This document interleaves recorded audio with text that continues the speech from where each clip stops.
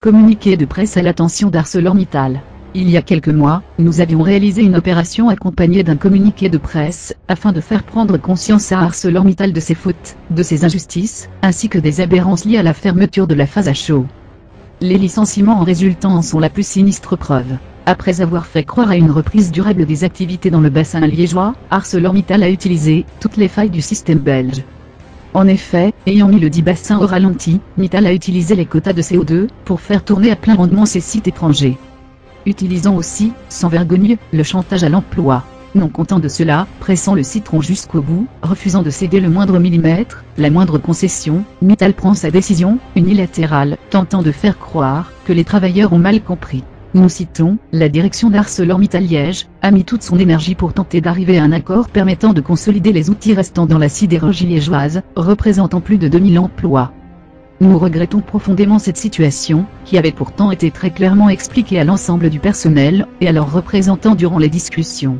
Preuve en est, que cette direction est soumise à la famille Mittal, complètement à sa botte, et sacrifiant 2000 familles sur l'autel de la finance.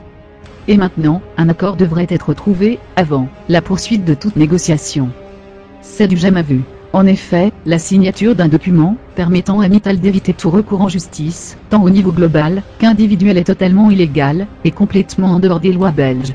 Nous appelons ça du terrorisme économique. Non content de tout cela, Mittal se permet de continuer ses actions terroristes chez nos voisins français de Florange, commençant par la mise à mort sociale de 600 familles, hors sous-traitance. ArcelorMittal n'a que faire de la Belgique, de la France ou de l'Europe.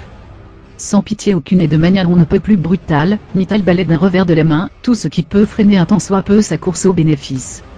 Sa politique, à peine voilée est la mort de la sidérurgie belge, française, et peut-être même, européenne. Dans ces conditions, nous, Anonymous Belgium, estimons et qualifions cette situation d'acte de terrorisme, injuste et inacceptable. Nous, Anonymous Belgium, condamnons donc la stratégie d'ArcelorMittal. Nous utilisons tous les moyens à notre disposition, en faveur des milliers de travailleurs qui risquent de perdre leurs emplois. Nous sommes Anonymous. Nous sommes Légion. Nous n'oublions pas. Nous ne pardonnons pas. Redoutez-nous.